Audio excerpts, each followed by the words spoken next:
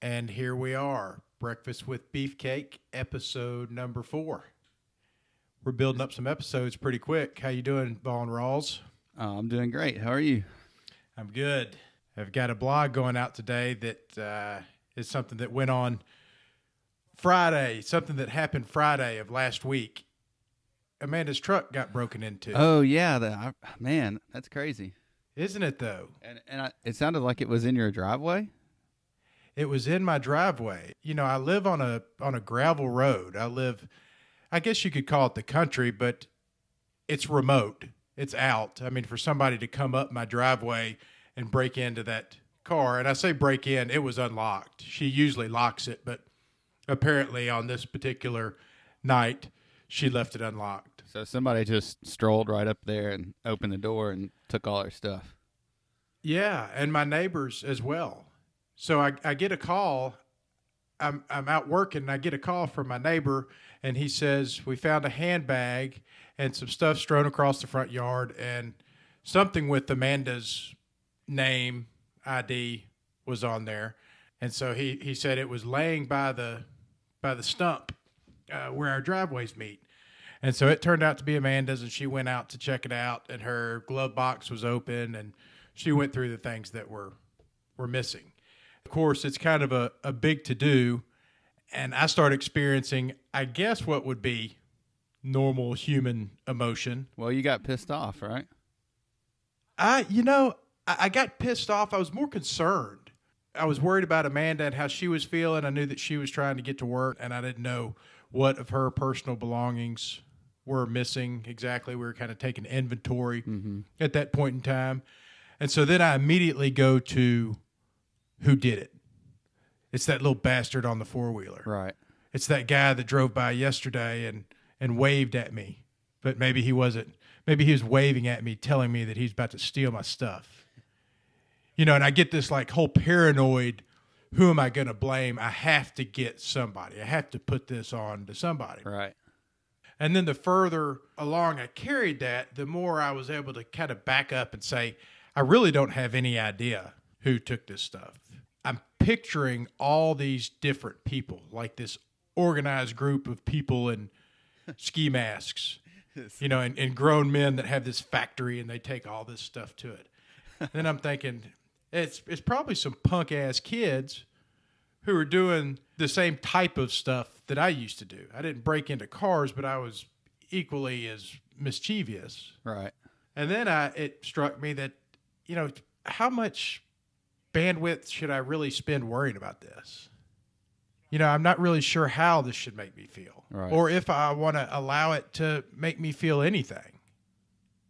Yeah, that's a tough one because I feel like it's something like I hate when things like that happen because it's like it's like a personal violation. You know, like you came inside my car and took my stuff, but you seem to have quickly gotten past that. I was working hard to get past that. Yes. I had my house broken into when I lived in Midtown Memphis, and they stole a rifle and 2 pairs of my underwear, which is really weird. And they stole some other stuff from my roommates, but we didn't have anything of value, and frankly, we just really didn't. Right. We didn't care all that much. But this was a little bit different. But I was able to back up and process, how do I want to let this make me feel? Right. You know, I don't want to go down the whole society's going down the tubes, and this is a reflection of the world that we live in, and it's just going to get worse. And I need to go buy more bullets. Well, the funny thing about that is you could do that, but you're right. It really has nothing to do with that. It really is a irresponsible teenager or just stupid teenager that just happened to be walking by. They said, hey, I'm going to see if these cars are unlocked. Well, and that's another thing. Is it that? I want to believe it's just some dumbass kid that was trying to get some sunglasses for his girlfriend. Right. You know, or something stupid like that. But then I got to thinking, you know, I don't have any idea this guy's situation or this girl's situation. And that's where it really hit me that maybe this isn't so much, maybe I shouldn't look at it so much as being about me as what are the types of situations that could be occurring that I don't know anything about? Yeah, and I thought that was an interesting turn that you took there in the post about how this could be somebody's rock bottom, right? And you kind of wished that it was. Well, that's what I say in the post. If this could be someone's rock bottom, or if this could be something that helps them get to that bottom, then I'm more than happy to help facilitate that. If that means taking my sunglasses or taking something of monetary value, then by all means, I want to aid in that way.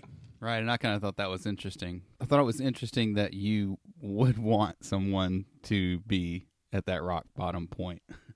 Well, having been at that personal rock bottom, I know what kind of good can come from that. And having one car broken into, that's small collateral in terms of the greatness that can come with turning somebody's life around. You know, whoever stole this is no different than you or I. They just have a different set of situations. Right. And most likely the situation that they're in is a situation that you and I have not seen and hopefully will never see. Right. You know, for all I know, it could be some upper class white collar guy running around who has an addiction to stealing stuff. But I would be willing to step out on the ledge and assume that probably the home life and the financial situation is not really good for whoever came down my driveway and stole my stuff. Right. I have to look at this. What I felt more than anything was gratitude. I felt gratitude for all the stuff that I have. I felt gratitude for all the things that I am. And I felt even more gratitude for all the things that I'm not.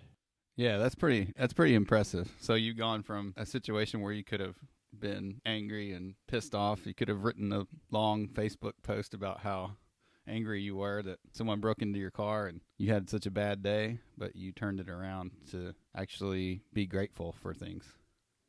Ultimately, I don't think I have much of a choice. Well, I do have a choice. I have one or the other. Either I can get on Facebook and I can blast that shit and I can do it all day long and forever. And that's all you'll ever hear about. Every person that comes in contact with me will hear about what happened to my vehicle and how crappy it is and how I just want to get that guy and I just want to beat his head in. And when I find him, blah, blah, blah, blah, blah, blah, blah. Or I can just move on. I think I've talked about this maybe even on this show, but I was standing in line at an AutoZone in Midtown Memphis, in a bad part of town. I was getting something for a catalytic converter, and in Memphis they'd had problems with catalytic converters getting stolen off of vehicles, people cutting them right off the vehicle because there's platinum inside of them. Okay.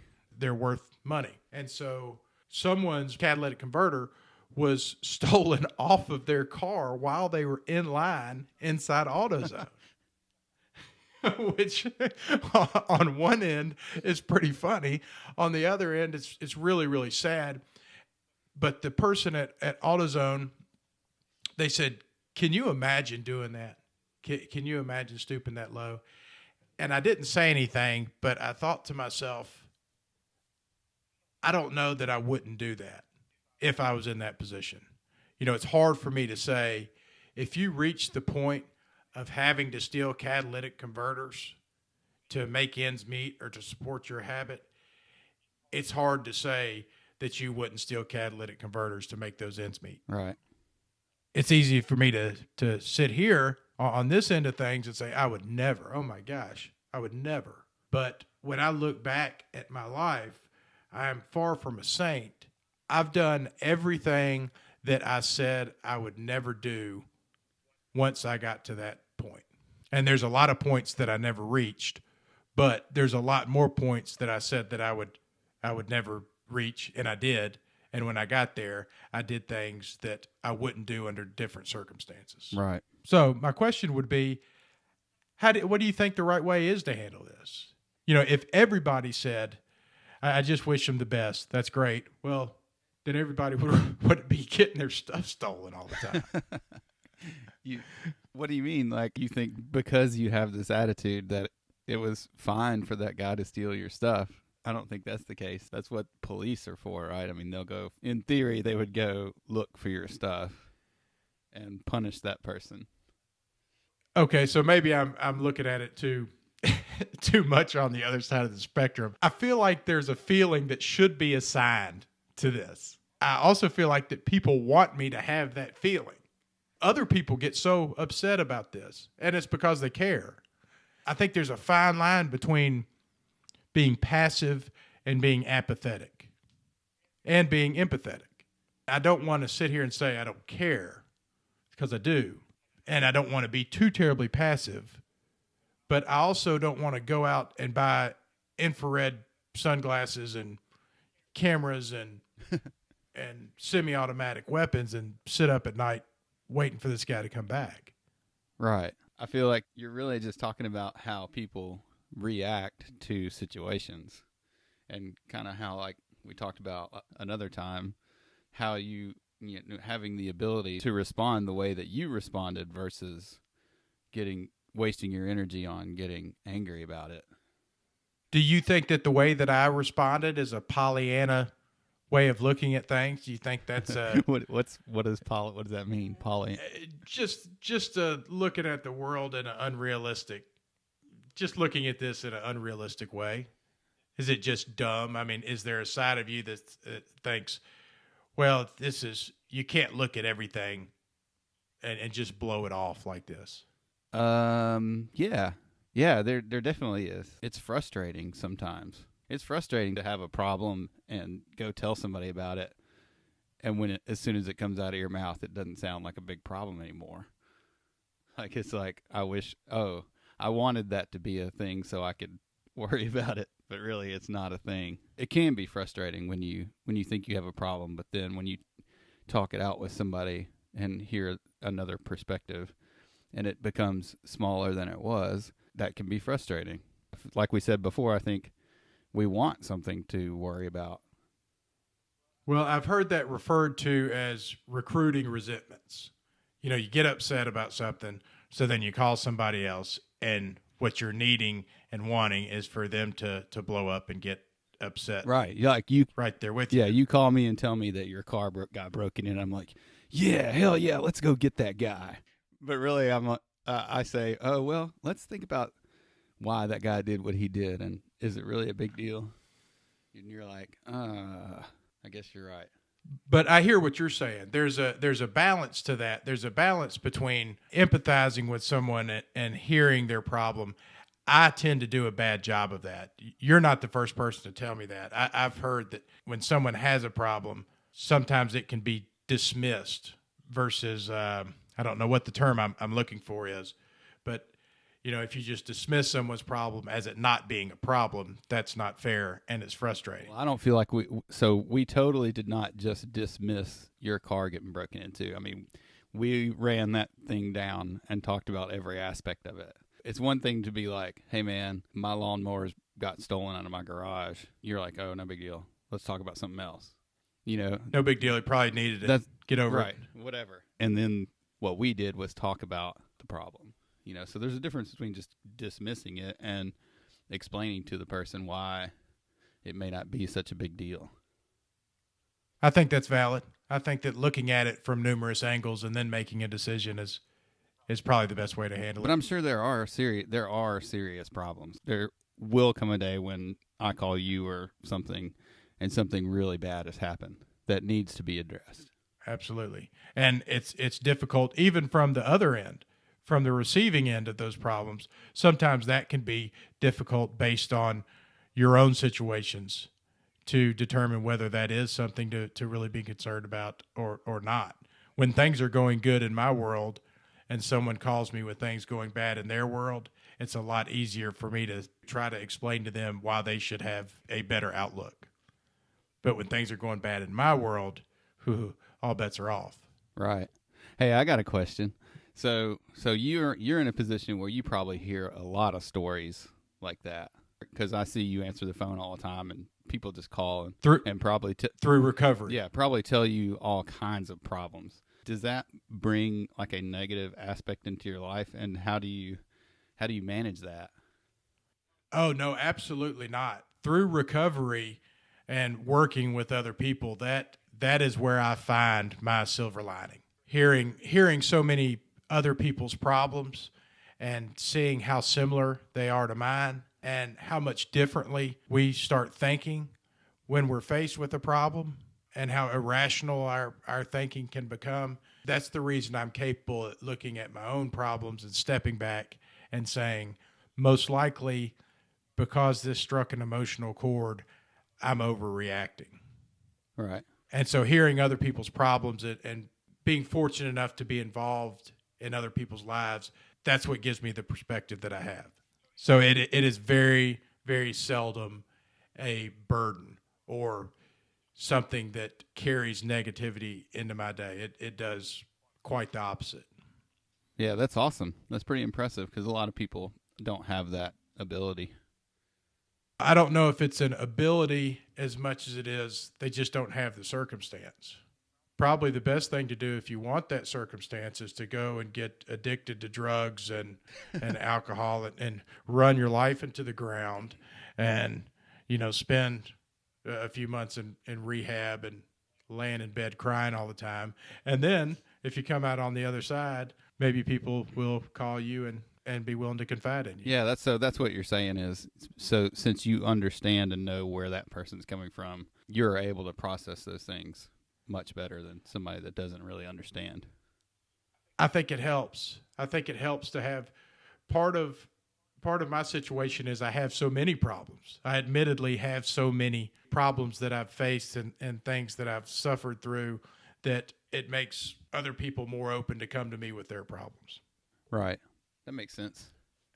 My last question would be, assuming what if just for some strange reason Inspector Clouseau gets on this deal and they go searching for this guy and they find him. Do I press charges or not? That's a great question. I think it would depend. I think it would depend on the situation. Yeah, I guess you're right. I guess I would have to find out exactly what we talked about. I would have to find out what this person's options were and what the motives were and how this all came about. Yeah, I mean, what if you found out it was your neighbor? Yeah, that would be different. That would be different than if you found out it was a teenager, some punk teenager, or some homeless guy. I feel like that plays a part in making that decision. Yeah, that would play a huge part. And that's exactly the kind of thing that I will do. Hearing you say that, it tells me that, hell, don't even go down there. Cross that bridge when you get to it. Right. Because I could sit here all day. Yeah, if you give me my gun back or my purse back or whatever, give me my stuff back and I'm good. Yeah, right. Well, I think that's good, man. That's great perspective. Great perspective. Now, do you feel like society's going to hell in a handbasket, or you think it's just another thing do you think this symbolizes or means anything? I don't know how to answer that question. I don't feel like we're going to hell in a handbasket. I feel like a lot of people have some odd perspectives or make things important that aren't important and make big deals about things that aren't a big deal. And I think because we're all connected more than we've ever been before in the past, that we see a lot of these opinions that don't really matter. People are more vocal, but I don't think it's as bad as people think. That's an excellent point, and I'm not going to go there today. But what you said, that the fact that we're all more connected, we all get to hear the terrible things going on in the world. That plays a part. Yeah, because people don't like to talk about the things that are good. People like to talk about things that piss people off. Yeah. Well, as usual, I feel much better. This is a great start to my day, man. An excellent start to my day. I love this. Love it, love it, love it. Awesome. So I appreciate you taking the time to talk to me this morning. You bet. Thank you. Have a good day. All right, you too.